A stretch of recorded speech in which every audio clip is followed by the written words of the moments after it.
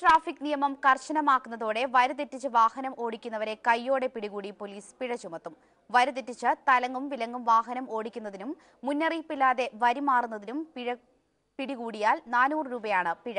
അമിത വേഗമാണെങ്കിൽ 400 മുതൽ 1000 രൂപ വരെയാണ് പിഴ.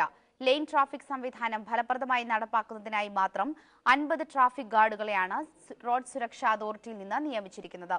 ബൈപ്പാസിൽ വിവിധ സ്ഥലങ്ങളിൽ നിലയുറപ്പിക്കുന്ന ഈ ഗാർഡുകൾ പോലീസുമായി സഹകരിച്ചാണ് പ്രവർത്തിക്കുക. ബൈപ്പാസിൽ പദ്ധതി വിജയകരമായി നടപ്പാക്കിയ ശേഷം നഗരത്തിലെ മറ്റു റോഡുകളിലേക്കും പദ്ധതി വ്യാപിപ്പിക്കും.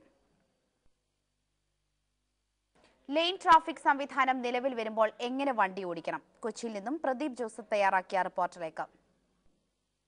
ചില പ്രത്യേക ട്രാഫിക് നിയമങ്ങൾ പാലിച്ച് വരിവരിയായി ഒരു നിരയിലോ ഒന്നിൽ അധികം നിരകളിലോ വാഹന ഗതാഗതം സുഗമമാകുന്ന സംവിധാനമാണ് ലെയിൻ ട്രാഫിക് സംവിധാനം എന്നത്. ലെയിൻ ട്രാഫിക് സംവിധാനം മലയാളികൾക്ക് അത്ര പരിചിതമല്ല. അതുകൊണ്ട് ട്രാഫിക് രംഗത്തെ വിദഗ്ധനായ ജോർജ് ജോൺ നമ്മോടൊപ്പം ചേരുന്നു. ഈ ലെയിൻ ട്രാഫിക് രംഗത്തിന്റെ അടിസ്ഥാന പ്രിൻസിപ്പിൾ എന്ന് പറയുന്നത് എന്തെല്ലാമാണ്?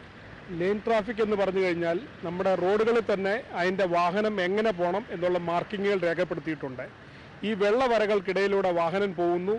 ജംഗ്ഷനുകൾ, സിഗ്നലുകൾ എന്നിവിടങ്ങളിൽ എത്തുമ്പോഴായി വാഹനങ്ങൾ അതിനുള്ള ഇൻഡിക്കേറ്റർ അതുപോലെ മറ്റു അനുബന്ധ ഘടകങ്ങൾ പ്രവർത്തിപ്പിച്ച് മറ്റു വാഹനങ്ങളുടെ ഈ വാഹനത്തിൻ്റെ ഉദ്ദേശം എന്താണെന്ന് കാണിച്ചു കൊടുക്കുന്നു. അതേ തുടർന്ന് എല്ലാ വാഹനങ്ങളും വളരെ അച്ചടക്കമായി മുമ്പോട്ട് പോകുന്ന ഒരു രീതിയാണ് lane traffic discipline. Lane traffic എന്ന് പറഞ്ഞാൽ ഇപ്പം നമ്മൾ മുമ്പിൽ കാണുന്ന 2 വരകൾ നമുക്ക് കാണാം. ഒരു അതിർത്തി വരകൾ, മുറിയാത്ത വെള്ള വര, അതുപോലെ തന്നെ സെൻട്രലായിട്ട് ചെറുതായി മുറിഞ്ഞ വരകൾ, ബ്രോക്കൺ ലൈൻസ്. വാഹനം ഓടിക്കുമ്പോൾ എപ്പോഴും ഈ 2 വരകൾക്ക് ഇടയിലായി മാത്രം വാഹനം ഓടിക്കുക. അതുപോലെ തന്നെ നിങ്ങൾക്ക് ലെയിൻ മാറാനെങ്കിൽ നിങ്ങൾ കണ്ണാടിയിൽ നോക്കി നിങ്ങളുടെ പുറകിൽ നിന്ന് വരുന്ന വാഹനം നിങ്ങൾ മാറുന്നത് മൂലം വേഗത കുറയ്ക്കുകയോ നിർത്തേണ്ടതില്ലയോ എന്നും തീർച്ചപ്പെടുത്തി മാത്രം നിങ്ങൾ ലെയിൻ മാറുക. ചുരുക്കത്തിന് ഇപ്പം നമ്മൾ ലെയിൻ മാറാനായിട്ട് ഉദ്ദേശിക്കുകയാണ്. അപ്പോൾ പതുക്കെ ടേണിംഗ് ലൈറ്റ് ഇടുക. പക്ഷേ എൻ്റെ പുറകിൽ നിന്ന് വാഹനങ്ങൾ വരുന്നുണ്ട്, അതിനാൽ ഇപ്പോൾ എനിക്ക് മാറാൻ സാധ്യതയില്ല. ഇപ്പം തന്നെ ഞാൻ ടേണിംഗ് ലൈറ്റ് ഇട്ടു, എൻ്റെ പുറകിൽ വാഹനമില്ല, ഞാൻ പതുക്കെ റൈറ്റ് ലൈനിലേക്ക് കയറുകയാണ്, മുമ്പോട്ട് പോകുന്നു. അതിനുശേഷം ടേണിംഗ് ലൈറ്റ് നമ്മൾ ഓഫ് ചെയ്യുന്നു. വീണ്ടും നമ്മുടെ സ്പീഡ് ലൈനിൽ കൂടെ നമ്മൾ യാത്ര തുടരുകയാണ്. ലൈൻ മാറുമ്പോഴത്തെ നമ്മളിപ്പോൾ ലെഫ്റ്റ് ലൈനിൽ കൂടെയാണ് യാത്ര ചെയ്തുകൊണ്ടിരിക്കുന്നത്. നമുക്കിപ്പോൾ റൈറ്റ് ലൈനിൽ കയറി ഒന്നുകിൽ മുമ്പിലുള്ള വാഹനത്തെ ഓവർടേക്ക് ചെയ്യാനായിട്ട് നമ്മൾ ഉദ്ദേശിക്കുന്നു, അല്ലെങ്കിൽ നമുക്ക് സ്പീഡിംഗ് ലൈൻ റൈറ്റ് ലൈനിലേക്ക് നമുക്ക് കയറാനായിട്ട് നമുക്ക് വേഗതയിൽ മുമ്പോട്ട് പോകാനായിട്ടുള്ള ഒരു താല്പര്യമുണ്ടെങ്കിൽ നമ്മൾ ആദ്യമേ ടേണിംഗ് ലൈറ്റ് ഇടുന്നു. അതേ തുടർന്ന് നമ്മൾ സൈഡ് വ്യൂ മിററിൽ നോക്കി ഞാൻ ലൈൻ മാറുന്ന മൂലം പിറകെ വരുന്ന വാഹനം സ്ലോ ചെയ്യുകയോ അല്ലെങ്കിൽ അദ്ദേഹത്തിന് അപകടമുണ്ടാകുകയോ ഇല്ലെന്ന് തീർച്ചപ്പെടുത്തിയ ശേഷം നമ്മൾ റൈറ്റ് ലൈനിലേക്ക് കയറുന്നു. അപ്പം ഓവർടേക്ക് ചെയ്യുന്ന ഒരു പ്രക്രിയയാണെങ്കിൽ വീണ്ടും നമ്മൾ ലെഫ്റ്റ് ലൈനിലേക്ക് കയറേണ്ടതുണ്ട്.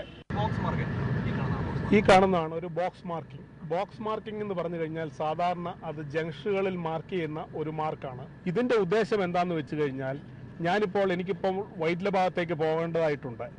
പക്ഷേ ഇവിടെ ഒരു സിഗ്നൽ ലൈറ്റും ഉണ്ട്. ഈ സിഗ്നൽ ഗ്രീൻ ആണെങ്കിൽ കൂടി ഞാൻ ഈ ബോക്സ് മാർക്കിങ്ങിൽ കയറി ഇറങ്ങുമ്പോൾ മുമ്പോട്ടുള്ള റോഡ് ക്ലിയർ ആണെങ്കിൽ മാത്രമേ എനിക്ക് ഈ ബോക്സ് മാർക്കിങ്ങിൽ പ്രവേശിക്കാൻ പാടുള്ളൂ.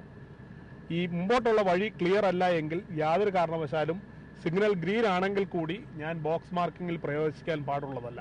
ജംഗ്ഷനിലേക്ക് ചെല്ലുമ്പോൾ മുമ്പിൽ റെഡ് സിഗ്നൽ ആയിരിക്കാം കാണുന്നത്. എങ്ങനെയാണ് നമ്മൾ വണ്ടി കൊണ്ടുചെല്ലേണ്ടത്? എങ്ങനെയാണ് പാർക്ക് ചെയ്യേണ്ടത്?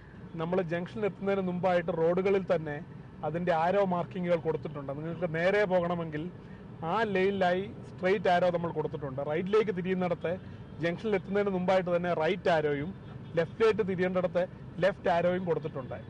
ഈ ലൈനുകളിൽ കൂടെ തന്നെ പോയി ഏകദേശം മുറിഞ്ഞ ചെറിയ വരകൾ വരും. അവിടെ വരുമ്പോൾ ആ ലൈനിൽ കൂടെ മുമ്പോട്ട് പോവുകയും അതുപോലെ തന്നെ കണ്ടിന്യൂസ് വെള്ള വര വരുന്നുണ്ട്. അവിടെ യാതൊരു കാരണവശാലും ലൈൻ മാറാൻ പാടുള്ളതല്ല. ഈ 2 ലോറികൾ റോഡ് കുറുകെ കിടക്കുന്നു. ഇവര് റോഡ് കുറുകെ കിടക്കുന്ന രീതി ശരിയാണോ?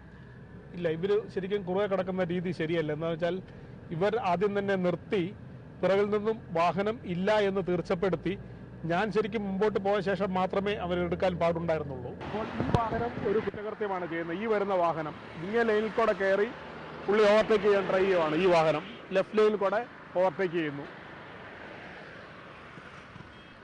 അതുപോലെ തന്നെ അതിൻ്റെ പുറകിൽ വരുന്ന ഈ മാരുതി വാൻ അത് വെള്ളവരയുടെ മുകളിൽ കൂടെ തന്നെയാണ് വാഹനം ഓടിക്കുന്നത്. ഓൺലൈൻ ട്രാഫിക് വരുന്നതോടെ അപകടങ്ങളുടെ തോതും അതുപോലെ തന്നെ ഗതാഗത കുരുക്കും എത്രമാത്രം കുറയ്ക്കാനാകുമെന്നാണ് ഒരു കണ്ടെത്തൽ? അതിന് കൃത്യമായിട്ട് നമുക്കൊരു കണക്കുകൾ പറയാൻ പറ്റില്ല. എങ്കിൽ തന്നെ ഒരു നല്ല ട്രാഫിക് സിസ്റ്റത്തിൽ വേണ്ടിയത് സേഫ്റ്റി, സ്പീഡ് ആൻഡ് കംഫോർട്ടാണ്. ഈ ലെയിൻ ട്രാഫിക് ഡിസിപ്ലിൻ വരുന്നത് കൊണ്ട് നമുക്ക് ഈ 3 കാര്യത്തിലും ഒരു കാര്യമായ ഒരു ഇമ്പ്രൂവ്മെൻറ്റ് വരുത്താൻ പറ്റും. ഏറ്റവും കൂടുതൽ ഇമ്പ്രൂവ്മെൻറ്റ് വരാൻ പോകുന്നത് നമുക്ക് സേഫ്റ്റിയിലും അതുപോലെ തന്നെ ഡ്രൈവിംഗ് കംഫർട്ട്. ഈ ലെയിൻ ട്രാഫിക് സംവിധാനം തെറ്റിക്കുന്നവരിൽ നിന്ന് എത്രമാത്രം പിഴ ഈടാക്കാനാണ് തീരുമാനം? MVA ആക്ട് പ്രകാരം ഏകദേശം 100 രൂപ മുതൽ 2000 രൂപ വരെ ഉള്ള ഒരു ഫൈൻ സ്ട്രക്ചറാണ് നമ്മളിപ്പം തീരുമാനിച്ചിട്ടുള്ളത്. ചില കേസിൽ 2 വർഷം വരെ തടവ് കിട്ടാവുന്ന 1-2 കേസുകളും ഇതിനകത്ത് ഇൻക്ലൂഡ് ചെയ്തിട്ടുണ്ട്. അത് റെയർ കേസിലേ ഉള്ളൂ. എങ്കിൽ തന്നെ 2000 രൂപ വരെ ഫൈനുള്ള കേസുകളും ഇതിനകത്ത് നമ്മൾ ബുക്ക് ചെയ്യുന്നതായിരിക്കും. കൊച്ചിയിൽ ഈ ലെയിൻ ട്രാഫിക് സംവിധാനം വിജയകരമാകുമെന്നൊരു പ്രതീക്ഷയുണ്ടോ ട്രാഫിക് അഡ്വൈസറി കമ്മിറ്റിക്ക്? തീർച്ചയായിട്ടും. കൊച്ചിയിൽ പണ്ട് ഹെൽമെറ്റിന്റെ കാര്യം പറഞ്ഞപ്പോൾ എല്ലാവരും പറഞ്ഞു ഇവിടെ ആരും ഹെൽമെറ്റ് ധരിക്കാൻ പോകുന്നില്ല. ഇന്ന് ഇന്ത്യയിൽ തന്നെ ഏറ്റവും ഉയർന്ന ഒരു ഹെൽമെറ്റ് ഉപയോഗമുള്ള ഒരു പട്ടണമാണ് കൊച്ചി. അതുപോലെ 100% ഈ ലെയിൻ ട്രാഫിക് ഡിസിപ്ലിനും കൊച്ചിയിൽ ഇത്രയും വിദ്യാഭ്യാസമുള്ള ഒരു സംസ്ഥാനത്ത്, ഇത്രയും വിദ്യാഭ്യാസമുള്ള ഒരു നഗരത്തെ അത് തീർച്ചയായിട്ടും വിജയമായിരിക്കുമെന്ന് തന്നെയാണ് എൻ്റെ പ്രതീക്ഷ. മോട്ടോർ വാഹന വകുപ്പ് ലെയിൻ ഗതാഗതം നടപ്പാക്കി കഴിഞ്ഞു. ഇനി അത് പാലിക്കേണ്ടത് വഴിയാത്രക്കാരായ നമ്മൾ ഓരോരുത്തരുമാണ്. അങ്ങനെ ശുഭയാത്രയാകാം. പ്രദീപ് ജോസഫ്, മനോരമ ന്യൂസ്, കൊച്ചി.